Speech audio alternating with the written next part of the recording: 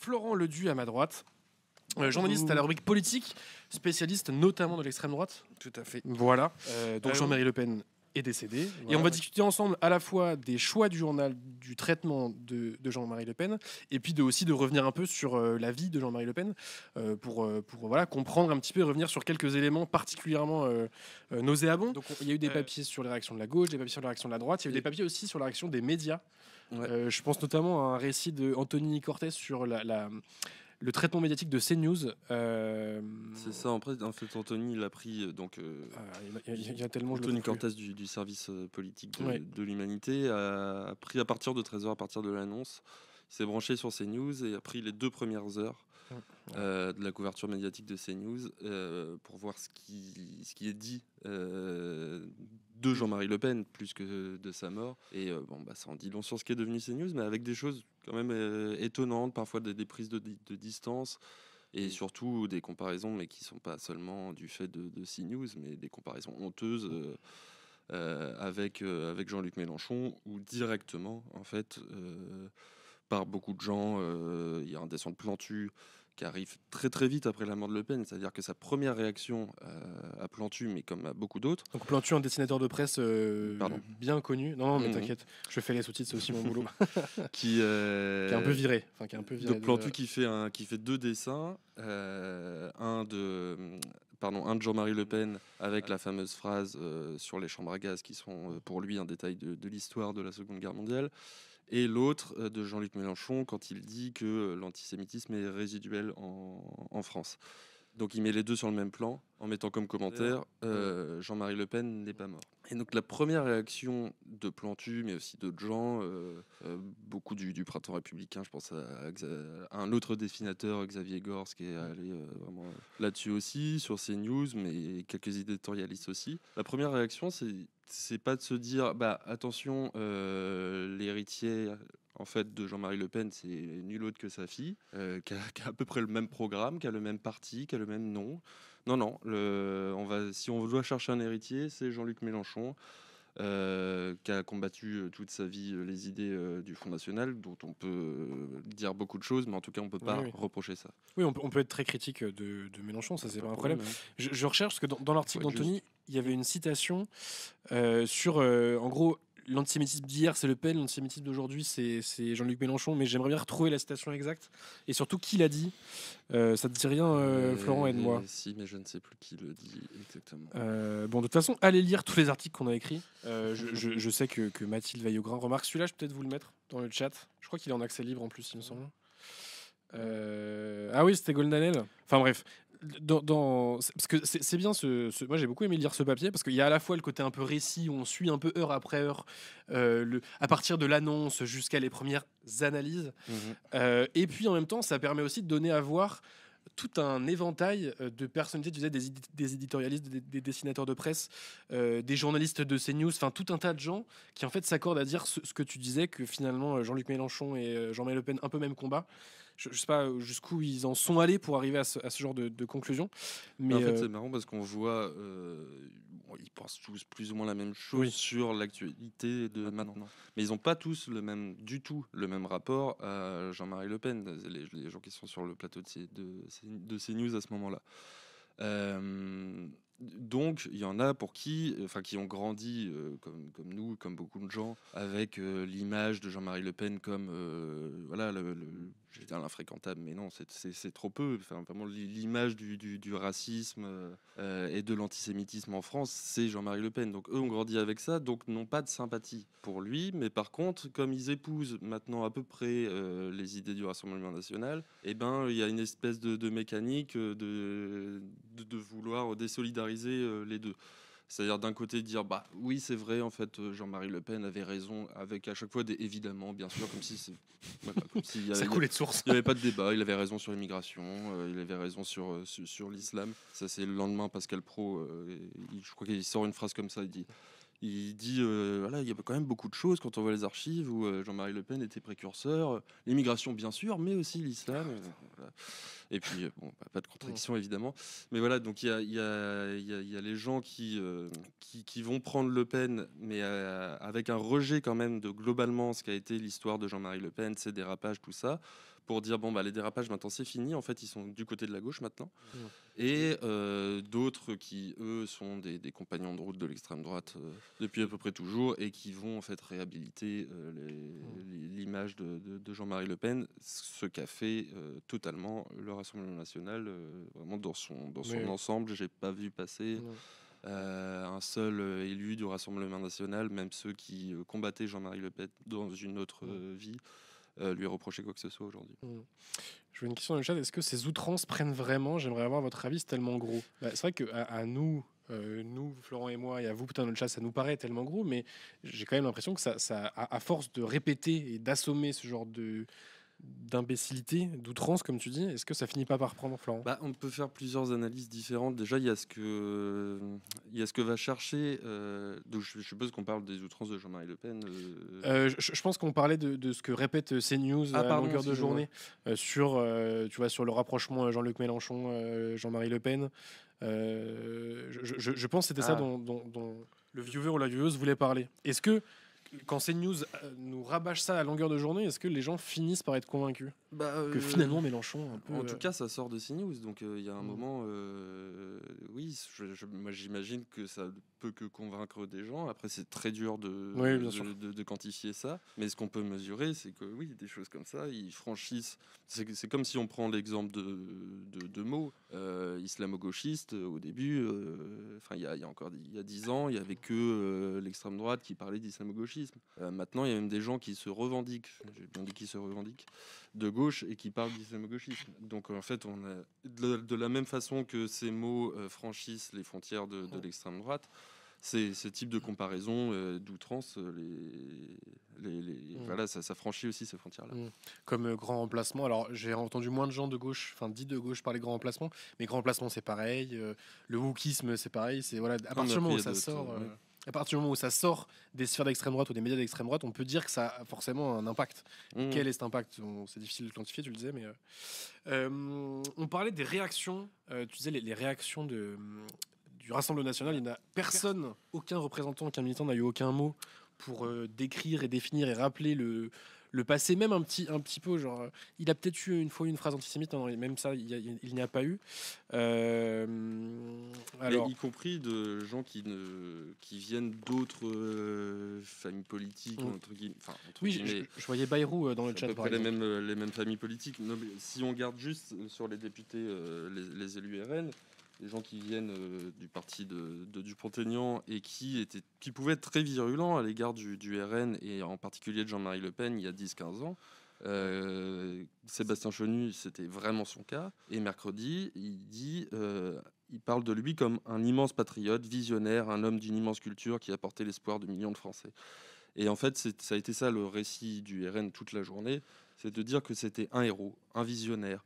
Il avait raison avant tout le monde. Il nous a donné la voix. Il nous a dit avant tous les dangers de l'immigration, les dangers de l'étranger, de l'islam. Et donc, en fait, ce qui a révélé ce jour-là, c'est que la fable de la dédiabolisation du RN, que la dédiabolisation du RN, justement, est une fable. Qu'il n'y a jamais eu de rupture. Il y en a eu dans la mise en scène et il y en a eu à l'exclusion de Jean-Marie Le Pen. Parce que aussi, c'était aussi un coup de communication. Oui, c'était plus stratégique. On arrête avec ça. Après, encore, je les ai plus en tête, mais encore de nouvelles outrances de Jean-Marie Le Pen en 2015. Dire, voilà, nous, on en a fini avec ça. Donc, c'est une stratégie de dédiabolisation, mais on voit bien que c'est qu'une stratégie de communication quand en fait tout le monde se réclame de lui.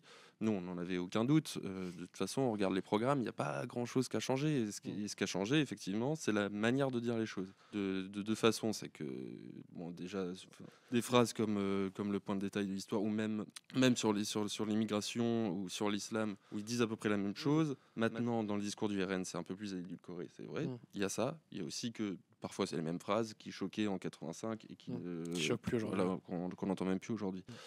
Mais la matrice idéologique du Rassemblement national est à très peu de choses près la même que celle du Front National créé en 1972. Puis même peut-être les petits détails qui ont pu changer. Je pense par exemple à l'Europe. Leur vision de l'Europe, elle a changé. On a un peu l'impression que c'est plus opportuniste que vraiment qu'ils ont vraiment changé d'avis. C'est juste qu'ils se sont rendus compte que c'était peut-être plus la meilleure stratégie pour réussir à Oui, et choper les puis voix. en fait, même ça, c'est pas une ligne continue Oui, bien sûr. dans le FN. Il y a eu un moment, j'ai plus la date exacte, c'est dans les années 80, à la fin des années 80, il me semble, où Jean-Marie Le Pen en fait se dit finalement pro-européen. Dit que alors c'est avant la fin des années 80, parce qu'on est encore, en tout cas, on est encore dans un contexte de guerre froide. Et donc justement, lui, son idée, c'est que, enfin depuis le début, son idée, c'est de trouver une troisième voie, au départ, une troisième voie entre gaullisme et communisme. Et là, c'est une troisième voie entre l'impérialisme américain et le soviétisme. Et donc, pour lui, à ce moment-là, il dit, on est prêt à lâcher un peu de la souveraineté française pour avoir une Europe forte vis-à-vis de ces deux blocs-là, et pour l'identité européenne, machin, voilà. Du Le Pen dans le texte derrière ça, mais tout ça pour dire que en fait l'Europe, ce genre de choses où ça a pu changer, c'est qu'il n'y a pas de ligne directrice dans l'histoire du FN là-dessus. Oui, c'est pour ça que je disais que c'était plus par opportunisme, en fonction de ce qu'ils imaginaient pouvait plus convaincre, pouvait plus séduire. Bien sûr. Ils édulcorent ou ils augmentent un peu les curseurs, quoi. Et économiquement, c'est la même chose. Là, on revient petit à petit, sans trop le dire, parce qu'ils essayent de ne pas perdre leur électorat ouvrier, mais on revient vers le pur libéralisme réganien, qui était celui prôné par Jean-Marie Le Pen dès la fin des années 70. Où là encore, il y a eu un changement parce qu'ils voyaient bien que c'était dans l'électorat de droite qu'il fallait aller chercher des voix et donc se convertir avant la gauche au libéralisme. Alors qu'ils ont quand même eu un gros passage plus protectionnisme. En tout cas, c'était ça qu'ils mettaient en avant. Alors que là, effectivement, ils mettent plus en avant leur côté néolibéral. Tu parlais des... Ah non, je crois que c'est toi qui l'avais écrit. Non, c'est Margot qui l'écrit celui-là. Sur les pires phrases, les pires sorties de Jean-Marie Le Pen. Tu sais qu'en 2015, c'était une de ces phrases qui avait acté un petit peu le départ, enfin l'exclusion de Jean-Marie Le Pen. Alors, je sais plus si de son c'était parti. Une nouvelle sortie, on n'est pas connecté. Une nouvelle sortie antisémite à propos de Patrick Bruel qui mériterait une fournée. Ça, c'était en 2014. Alors attends, en 2015, je ne suis plus connecté à WordPress, donc je peux plus aller voir l'article. Donc vas-y, je me connecte, mais vas-y, explique-nous. En 2015, il revenait sur l'inégalité des races, ce qu'il a jamais lâché. Et c'est fou qu'on parlait des couvertures médiatiques. Je sais plus quel journal, si c'est dans le Figaro ou dans le Point. Ah oui, c'est vrai que tu voulais qu'on il parle de sorties. Ils disent pas racistes, ils disent racialistes. Il y a un article du Figaro, le premier de Charles Sapin, qui est sorti après l'annonce de la mort de Jean-Marie Le Pen. Le premier papier qui sort, on parle d'un homme controversé.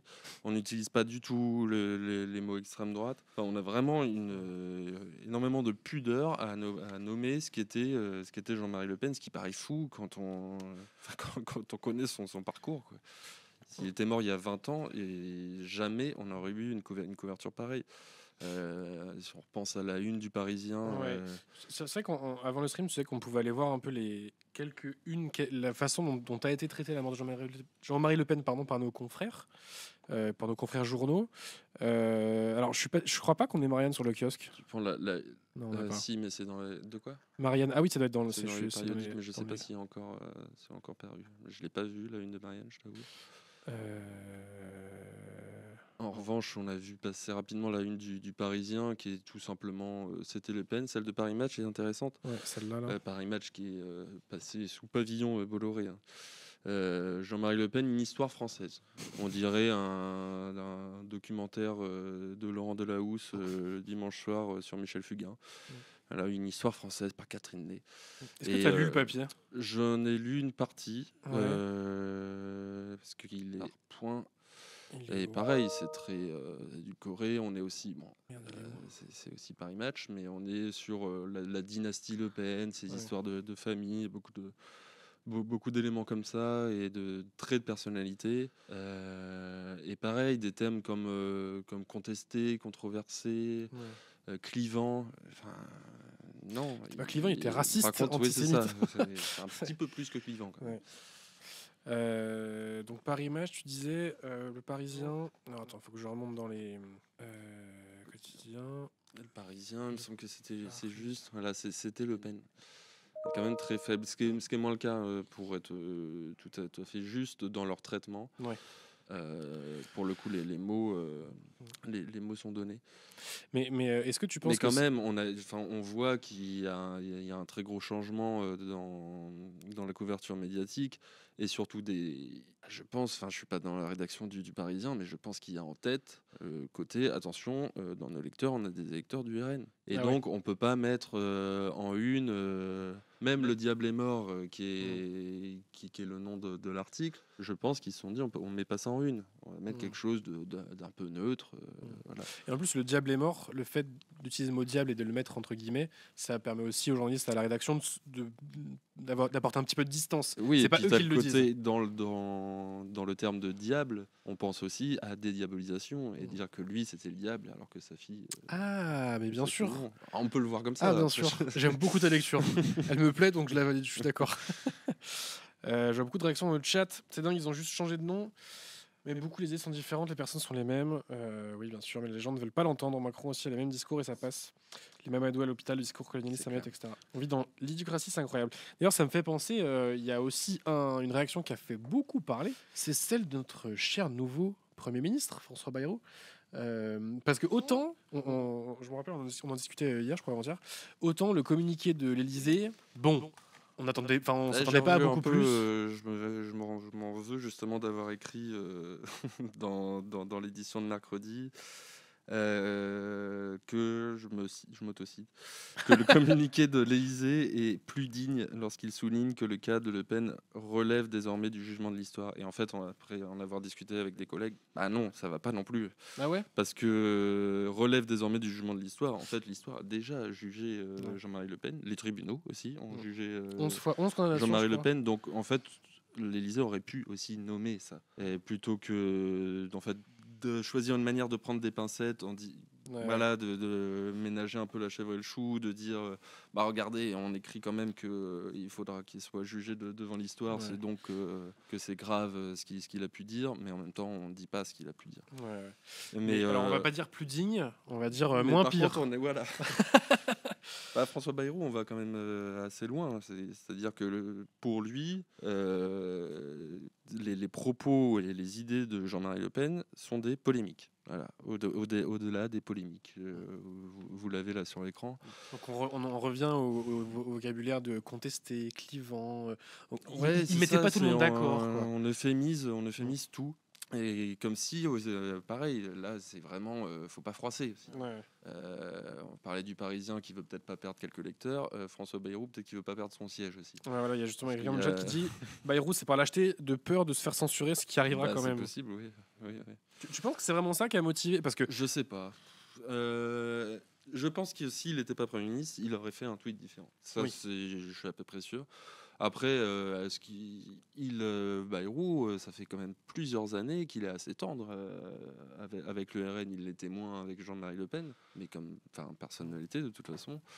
Donc sans doute qu'il aurait eu quelques autres mots, mais après, je pense que c'est aussi une vision de la politique, des affrontements politiques qu'il y a dans ce tweet-là. Il dit Jean-Marie Le Pen aurait été une figure de la vie politique française. On savait en le combattant quel combattant il était. Ma première réaction quand j'ai vu ce tweet, j'ai l'impression que c'était Novak Djokovic qui réagissait à la retraite de Rafael Nadal.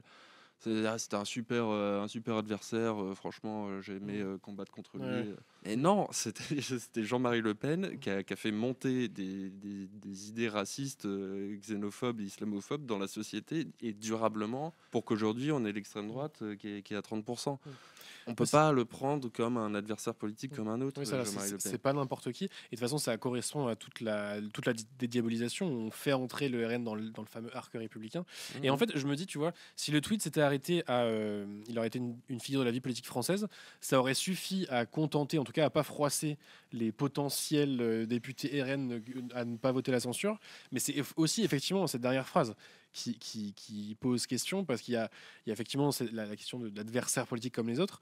Il a choisi d'utiliser le terme combattant pour qualifier Jean-Marie Le Pen, après ce que Rosa racontait tout à l'heure, surtout le Oui, passé bien sûr.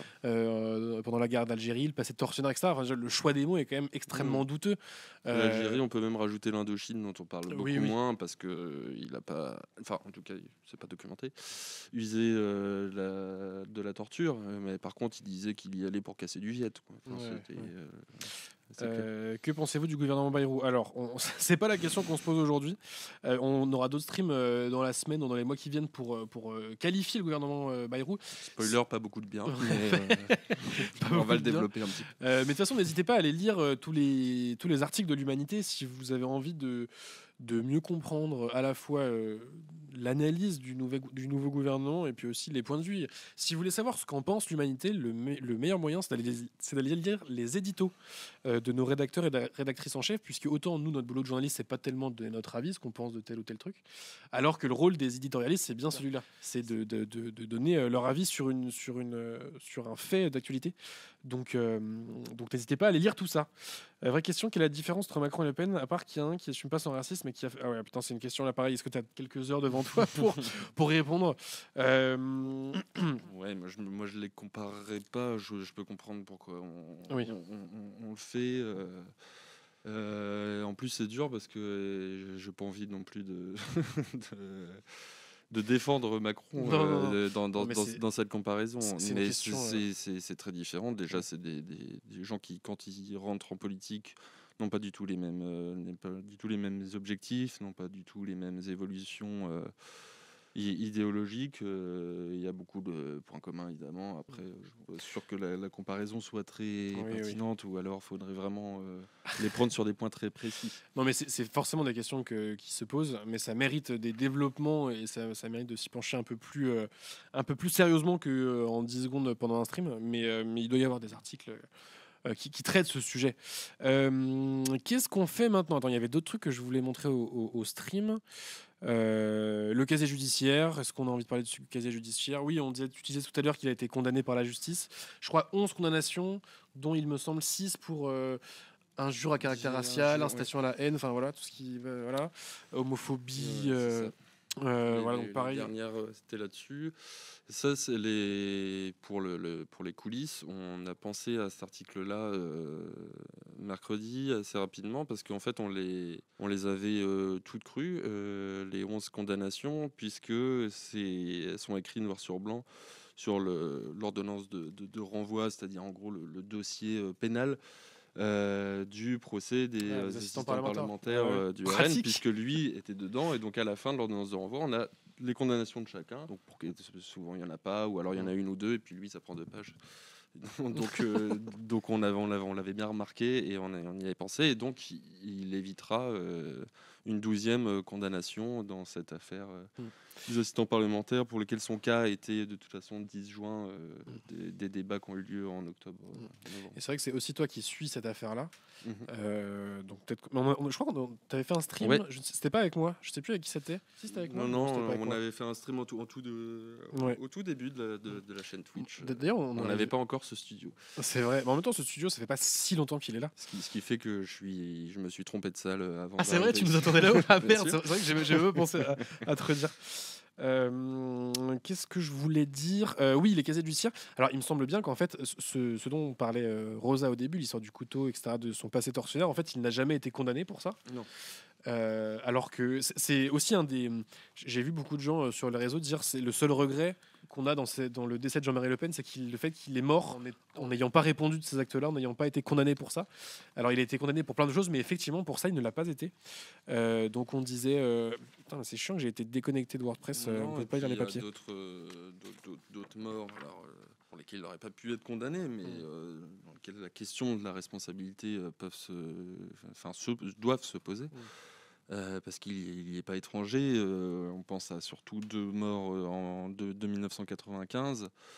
L'un tué par des colleurs d'affiches du FN, j'allais dire du RN. Je suis dans l'autre sens maintenant. Du FN, et l'un jeté dans la Seine juste après le défilé, le rassemblement du 1er mai devant la statue de Jeanne d'Arc. Donc les deux, c'était en 95. Et on a d'ailleurs assez apprécié que spontanément, que ce soit des élus, mais aussi beaucoup de gens, de gens lambda, de la société civile. Des vrais gens. On dit maintenant, voilà, j'allais dire des vrais gens, mais bon, les élus sont des vrais gens. Qui ont spontanément pensé à eux. À Ahmed Moulay aussi, évidemment torturé en Algérie. Mais à ces morts-là, voilà, avec vraiment cette idée-là, et un article que tu as fait toi, Théo. T'es venu me voir à 16-17 heures en disant putain, ce serait pas mal de faire un truc là-dessus. Et donc, Parce que voilà, c'est pas moi qui ai eu cette idée-là. Il y a Yann Brossa aussi qui a fait un tweet, Léa Balage El Mariki, c'est vraiment l'idée, le jour de la mort de Jean-Marie Le Pen, il y a des gens à qui il faut rendre hommage, c'est les victimes du Front National. Et il y a des victimes directes, il y en a évidemment beaucoup d'autres qui sont des victimes du fait que l'idéologie du FN se soit propagée à des niveaux terrifiants aujourd'hui. Oui, quand on dit ça, c'est pas pas des menaces, mais c'est pas des paroles en l'air. C'est-à-dire que dernièrement, notamment au moment des élections législatives, il y a eu un vrai regain des violences, des agressions, des menaces, des insultes, etc. Contre des élus, contre des journalistes, contre des militants, contre des personnes racisées, enfin, en gros tout ce que l'extrême droite et les fascistes détestent.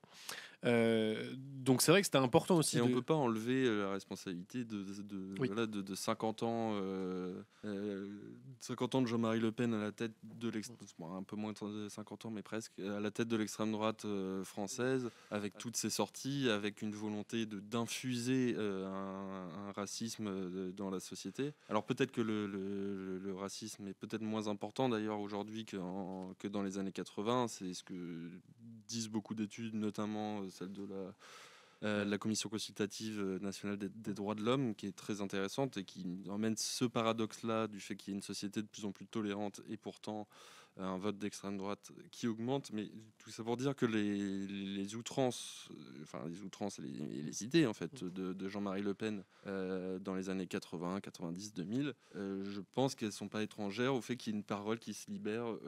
Bien sûr. Qui s'est libérée au moment des législatives, mais qui s'est pas renfermée après. Dans toute une partie de la population. Alors après, oui, le racisme et l'extrême droite existent ailleurs qu'en France. C'est pas que Jean-Marie Le Pen, mais il a une grande responsabilité là-dedans. Non, puis ce que je te disais, effectivement, avec les élections législatives, quand le RN arrive au pouvoir, et que je me rappelle notamment, il y a eu beaucoup d'agressions homophobes ou transphobes à ce moment-là, genre le soir même ou le lendemain, avec des militants du RN qui disaient ça y est, oui, le début juin là. Tu veux dire élection européenne, pardon. Oui. J'ai dit législative européenne. Tu as dit arriver au pouvoir, ils n'ont pas gagné. Ah oui, arriver en tête, ouais, ça y est, c'est la fin du stream. Je commence à raconter n'importe quoi. Très largement en tête. Donc les élections européennes, quand le RN arrive en tête aux élections européennes, et que le soir même, dans la nuit et le lendemain, il y a des agressions homophobes avec des militants qui en gros coursent des personnes identifiées comme homosexuelles en disant, enfin, je caricature, j'ai plus les paroles en tête, mais en gros ça y est, quoi, c'est votre tour, ça arrive. Ça montre bien que les idées rances insufflées par Jean-Marie Le Pen, reprises par le RN, ont des conséquences très directes sur la vie des gens, et que c'est aussi pour ça que toutes ces personnalités politiques ont décidé de rendre hommage aux victimes de l'extrême droite. C'est aussi pour se rappeler que l'extrême droite, c'est évidemment des idées nauséabondes, mais aussi la violence, le meurtre, la torture, la haine de l'autre. Enfin, c'est pas des concepts un peu lointains, quoi. Ça touche vraiment la vie des gens, dans la chair des gens. Et donc c'est aussi pour ça que l'humanité, en fait, c'est lié, c'est pas des dérives. Oui, bien sûr. Ça fait partie, c'est le bras armé d'une idéologie, en fait, cette violence-là. Et donc c'est pour ça que l'humanité, voilà, c'est aussi joint à ces hommages, pour dire que nous aussi, on pensait effectivement à toutes celles et ceux qui sont morts sous les coups des fascistes ou sous les coups des idées fascistes. Voilà, ça nous paraissait important de le faire. Il nous reste, de toute façon, on arrête, on continue, on fait ce qu'on veut, on est libre, c'est nous qui maîtrisons le stream. Est-ce qu'il y a un dernier truc peut-être dont tu voulais parler, Florent? Je fais un peu le tri dans les pires sorties, on va peut-être pas revenir dessus. Ça, c'est quoi? Ça, on en a parlé. Ça, je vais quand même vous le montrer. C'est la fameuse nécrologie de Grégory Marin. Donc cette nécro, très longue, très intéressante à lire, qui revient. Là, c'est vraiment la nécrologie. Donc on revient sur l'histoire du personnage. Et j'ai une petite fierté, c'est que j'ai titré, c'est moi qui ai titré cet article-là, enfin avec Simon, donc Simon qui est éditeur web, on a tous les deux. En fait, à cette première alerte en octobre, il y avait cette nécrologie là de prête, et donc on s'est dit, on va tout de suite mettre les liens, la photo, on va l'éditer pour qu'elle soit prête au cas où. Et donc j'avais contribué au titre, et j'ai vu sur les réseaux que le titre avait été beaucoup apprécié. Donc c'est la première frappe entre guillemets de l'humanité sur l'événement mort de Jean-Marie Le Pen, c'est la publication de cet article. Donc voilà, si vous voulez revenir Et sur la vie... qui a fait pas mal parler, enfin qui a Oui. été beaucoup relayé. Ce qui est à la fois une bonne nouvelle pour nous et une très mauvaise nouvelle, parce que en fait, ce titre, il dit juste ce qu'était Jean-Marie Le Pen. Il n'y a pas antisémite, tortionnaire et patriarche de l'extrême droite. On aurait pu en mettre plein d'autres. C'est des faits, en fait. Bon, tortionnaire, on peut toujours dire qu'il n'a pas été condamné, et donc présomption d'innocence, bon, éventuellement. Mais en tout cas, ça a été quand même bien documenté. Et ce sont des faits. Il y a beaucoup de gens de droite, surtout d'extrême droite, qui ont reproché cette une, qu'on dit que c'était, enfin ce titre, dit que c'était une honte. Et beaucoup de gens à gauche qui ont trouvé ça super. Il y a même Laëlie Aveyron qui commente en disant mais vous, ils se sont pris pour Philippe Poutou. Mais en fait non, c'est juste. C'est pas nous qui nous sommes gauchisés, c'est voilà, le reste de la société. C'est juste comme ça que tout le monde aurait dû traiter. Enfin, ça me paraît en fait une évidence.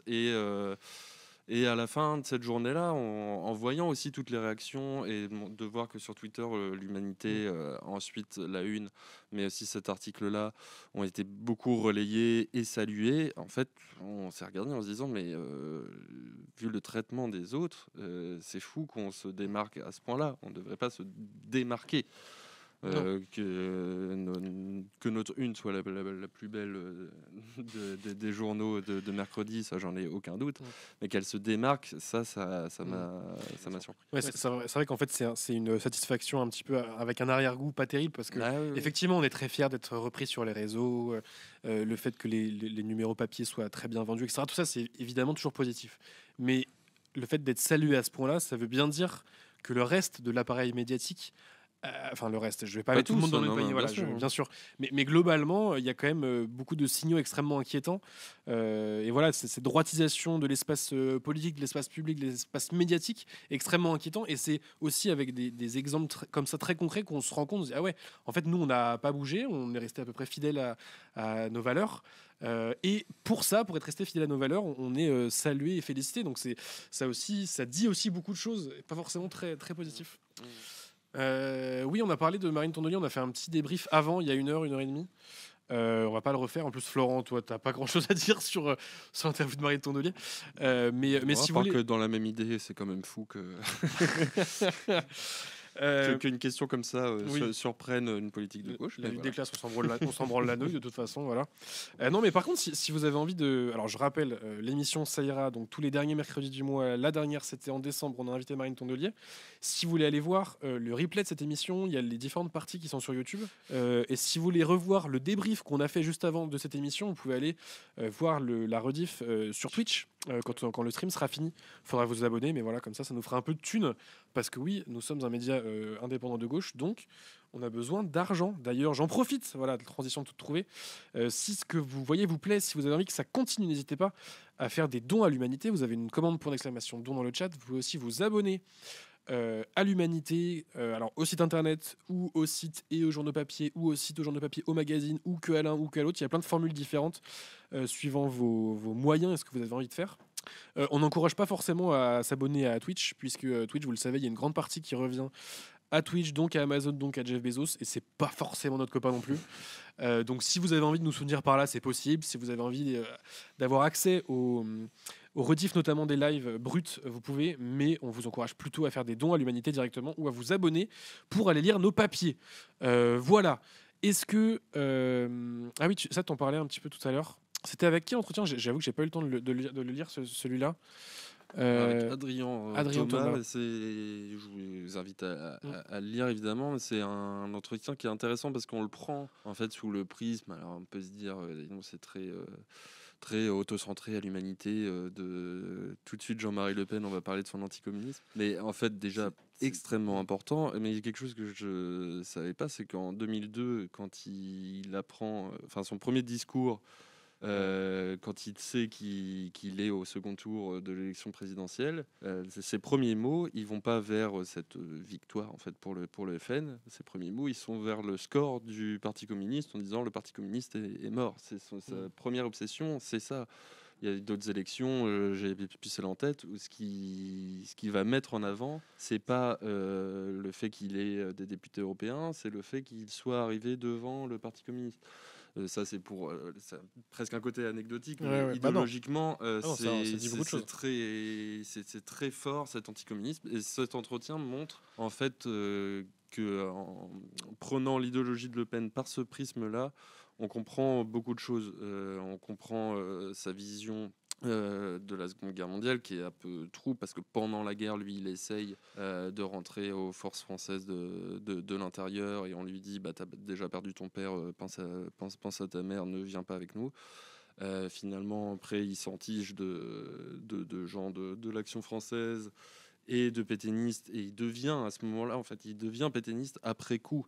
Jean-Marie Le Pen et aussi parce qu'il est farouchement anticommuniste et anti-gaulliste. En tout cas, c'est ces deux côtés-là qui font qu'il va se rapprocher de ça. Et ensuite, ça dit beaucoup aussi de sa vision de l'économie, de sa vision des syndicats, de sa vision de l'État, de la place que l'État doit avoir. Enfin, vraiment, lisez cet entretien parce que ça en dit beaucoup à la fois sur l'histoire entre l'extrême droite et le Parti communisme dans l'après-guerre jusqu'à aujourd'hui et sur l'idéologie profonde de Jean-Marie Le Pen. Peut-être dernière question, il y a quand même un truc que dont je voulais parler un petit peu parce que on a commencé à l'évoquer, ça a un petit peu agité les réseaux et les différents espaces politiques. C'est la soirée du mardi soir du coup, ou du mardi soir, mercredi soir, mardi soir, à République et partout en France où beaucoup de gens, beaucoup de jeunes ont célébré le décès de Jean-Marie Le Pen. Il y a un article d'ailleurs écrit par Léa, je crois, Léa Petit-Scalugna que vous connaissez sur Twitch puisque c'est elle qui fait les chroniques manga, voilà, et qui a aussi fait un stream avec moi, je crois, sur les sardinières, voilà, à Douarnenez. On fait plein de choses. Voilà, merci. Merci Mathilde, comme ça j'ai pas besoin de le chercher. Il est où? Je l'ai perdu. Ce que révèlent les scènes de Lise. Voilà, je vais le mettre là. Ah non, c'est une nouvelle. Bon, tant pis. Hop. Donc Léa Petit-Scalugna, journaliste politique à la rubrique, dans votre rubrique, qui s'est donc posé la question. Est-ce que éthiquement on peut célébrer la mort de Jean-Marie Le Pen? Qu'est-ce que ça dit? Parce que en fait le point de départ de l'actu c'était notamment, je crois, Bruno Retailleau, mais pas le seul, mais pas seulement, ça a été après on s'en doutait quand même quand on commence à voir des scènes de liesse. Déjà nous on était encore à la rédaction de l'Humanité à ce moment-là, on a eu beaucoup de discussions là-dessus. Mais je trouve que c'est des discussions, si on sort du cas Le Pen, qui sont intéressantes philosophiquement et politiquement, en fait, de se réjouir de la mort de quelqu'un. Philosophiquement, c'est une question vraiment intéressante et dont on n'a pas de réponse tranchée. Je crois qu'elle Socrate en début de son papier. L'idée, c'est plus de... Ouais. Mais bon, là, pour le coup, on va peut-être pas suivre Socrate, parce que... si c'est pour célébrer l'âme de Jean-Marie Le Pen, je pense pas sûr qu'il faille le faire. Mais voilà, en fait, donc nous, l'idée, c'est de faire vivre ce débat-là, mais de manière sereine et pas caricaturale et pas parce qu'en fait, c'est un outil comme à chaque fois. On savait que de toute façon, on allait chercher comment diaboliser la gauche dans ce contexte-là. Donc là, c'est là où on a pu avoir des doutes sur l'opportunité de faire des apéros géants ou de célébrer en fait en quelque sorte la mort de Jean-Marie Le Pen. C'est que moi, quand j'ai besoin, ma grosse crainte, c'est de dire est-ce que demain le traitement médiatique, ça va pas être la gauche danse sur des cadavres, ce qui a été un peu le cas. quelle honte, tout ça, et donc pas du tout de discuter de ça en fait sereinement, ce qui serait sain. Mais, et surtout d'avoir que cette question-là comme prisme au lendemain de la mort de Le Pen, et pas soit toute la droite macroniste est très mou du genou vis-à-vis de Jean-Marie Le Pen, ou surtout pour moi, le gros enseignement de mercredi, on l'a déjà dit, mais c'est que le RN ne s'est pas dédiabolisé, contrairement à ce qu'il dit, parce que pour lui, Jean-Marie Le Pen, avec tout ce qu'il a dit, avec tout ce qu'il représente, avec toutes ses idées, c'est leur héros, le visionnaire, le père fondateur, etc. Et ça, pour moi, c'était ça le traitement médiatique qui aurait dû avoir toute la journée du mercredi. Ça n'a pas été le cas, et notamment parce qu'on a discuté de ces apéros géants. Après, je dis ça ne veut pas dire qu'on doit réfléchir nos actions en fonction de la couverture médiatique, hein. C'est juste que instinctivement, il y a ceci là, et surtout que voilà, c'est pas. Je trouve que c'est très.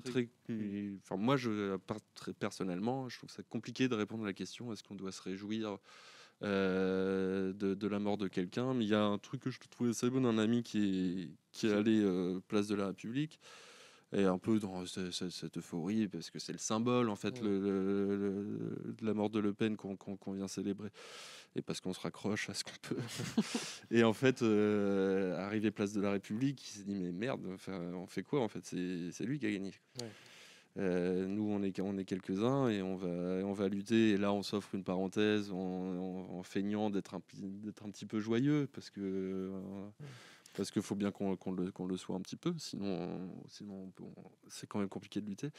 Mais voilà, de se dire que très lucidement, va falloir revenir là, mais pour lutter très concrètement pour les héritiers de Le Pen, quoi. Mais moi, j'ai eu l'impression que d'abord, c'était tu parles peut-être parenthèse un petit peu, et j'ai un peu l'impression que c'est comme ça que ça a été pensé, réfléchi, que les gens qui y allaient, ils pensaient pas aller à. C'était pas le grand soir, quoi. D'ailleurs, dans cet article-là de Léa, elle cite Charlotte du collectif Les Invertis, il me semble, qui a été le premier à appeler un rassemblement.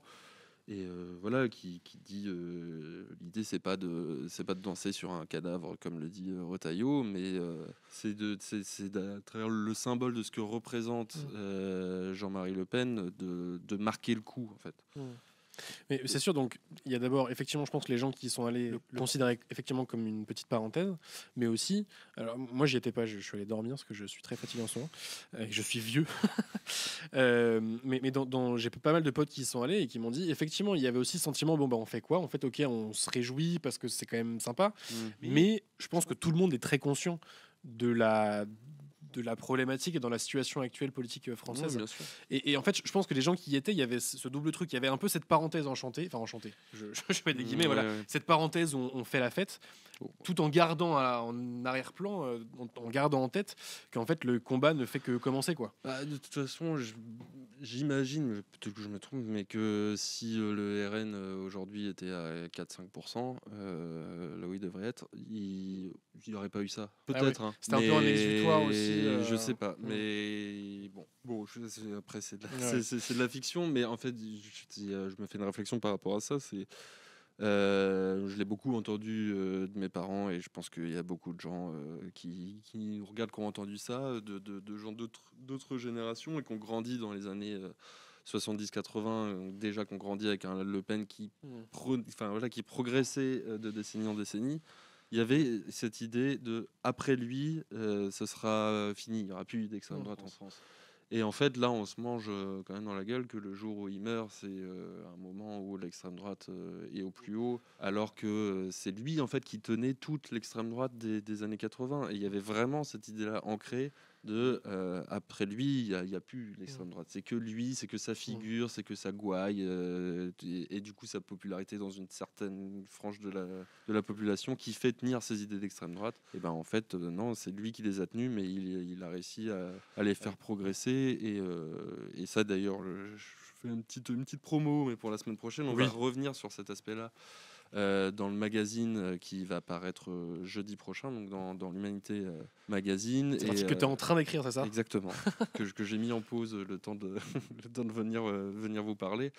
Et là, je crois que d'ailleurs, juste avant, j'étais à ce moment-là, du moment où dans les années 80, en fait, il commence. Alors, c'est avant l'histoire du point de détail qui va recréer un cordon sanitaire, mais il commence à sceller des alliances avec la droite, et où, même au-delà en fait, de la droite, on commence à voir concrètement que Le Pen est en train de gagner sur le plan des idées. Il y a même un Premier ministre socialiste qui s'appelle Laurent Fabius, qui dit, j'ai plus les mots exactement en tête, mais qui dit Jean-Marie Le Pen pose parfois de bonnes questions, même s'il n'y répond, même s'il apporte de mauvaises réponses. Et en fait, bon, on voit que c'est un peu le début de la fin de l'évolution du débat public vers ce qu'on a aujourd'hui, c'est-à-dire avec une grille de lecture qui est pratiquement uniquement celle de l'immigration, de la sécurité, du danger, j'allais dire de l'islamisme, mais non, en fait, pour eux, c'est de l'islam.